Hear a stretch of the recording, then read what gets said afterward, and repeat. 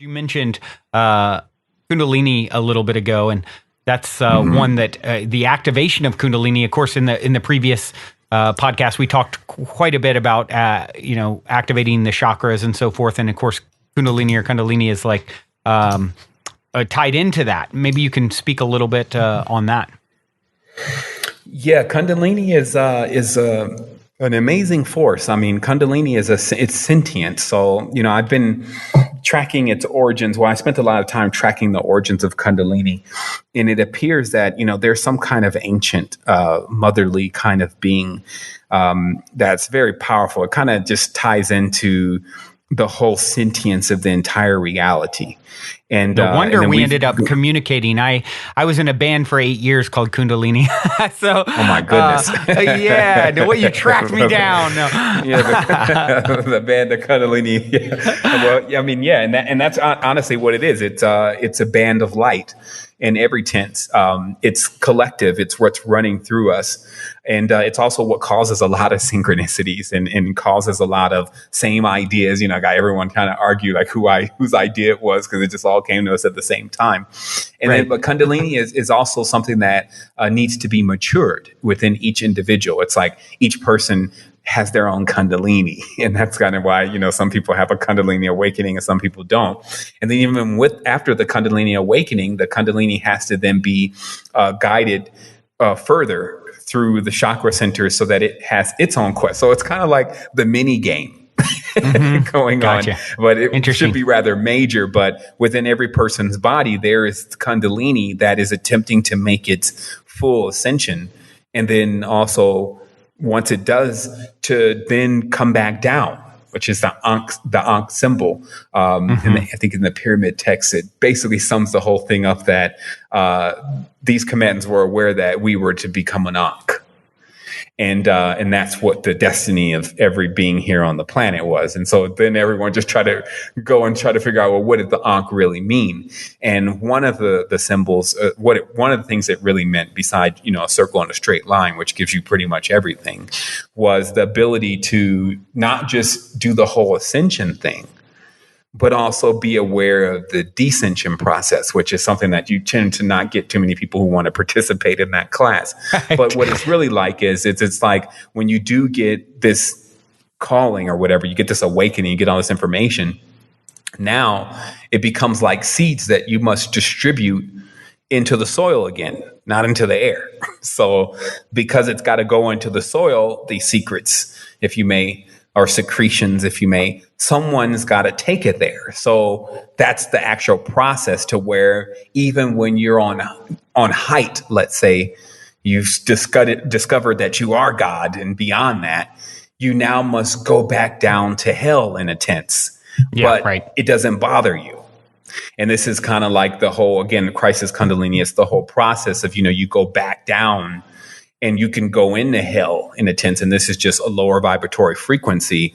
And then you can begin to distribute the jewels and, the seeds. And you're just kind of like the one in there under disguise, if you may, because, it's like, that's how it works. And so that's a part of the major process with Kundalini. Is it's a very sentient, it's very also, I won't say dangerous, but what I'll say is that because every time the Kundalini moves into a different space, it has another challenge, and it's always diametrically opposed to the previous challenge. So in one tense, it could be to love. And then some people could spend their whole life in that lesson and trying to figure out how to really love someone. But if they make it through that chakra, the next could be how to have courage. Yeah. And that's kind of like another lesson. And so how they drew it, especially in the Eastern traditions, is that each chakra had this kind of like being. And it's always like, this teeth. And they just show it in the craziest way, because it becomes this next opponent, if you may, that you need to get through in order to get Kundalini to progress into the next stage. And so I've definitely, behold, we saw the ladder going up and down is actually what it means. That traditional text itself means that this is not just about ascension. The actual ladder goes down too. So once you get up there, you need to also learn how to get down. Right. And it's also dormant in most people are considered to be dormant at the base of the spine, right? And then if you actually activate it and raise it up the spine through the chakras, and it kind of actually the medical symbols derived from kind of a pictogram of the Kundalini. Yeah. So it's the snakes or the energy. Caudacious is a complete symbol of the whole body. Right. With the two Kundalini channels and then the spine, because those two snakes are actually known as zigzag, and those are basically going the zigzag way up the tree instead of the straight and narrow path, which many of us choose to go the zigzag. That's like bad, good, and I'm going to do this and I'm going to do that, and I believe this is right and I don't believe this is right, and that's kind of zigzagging because it has nothing to do with the straight and narrow way. And I just find it to be quite a quest to deal with Kundalini. And one of the things that people should know is that the reason why Kundalini is actually in the coccyx of the spine, which is really a fused bone, is through the pain and fear. Just like, if someone scares you, you draw back. Yeah. So the Kundalini is actually underneath layers of strata, because the coccyx is our tail. And etymology, of course, that's our story. And most people don't know their story until they wake Kundalini. And to wake Kundalini, they have to kind of push through all of this strata, fear, and all the stuff that's built on top of it in order to get it to at least go into its first chakra, which happens to be hell. In the tense of the chakras, the root chakra and the fiery and Baal and all of that. Right. And so this is why also, there's few Kundalini awakenings, because it has a lot to do with confronting those fears and, stirring up stuff that people would just as soon as not. And so obviously this is a real time experience, and it's something very serious. So, when it has that kind of thing going on with it, some choose to, especially in this kind of world where a lot of things are just fabricated and, no one wants to experience the pain and people want to turn away from their own selves. So it's more in trend to not disturb Kundalini. let the serpent lie sleeping. Right.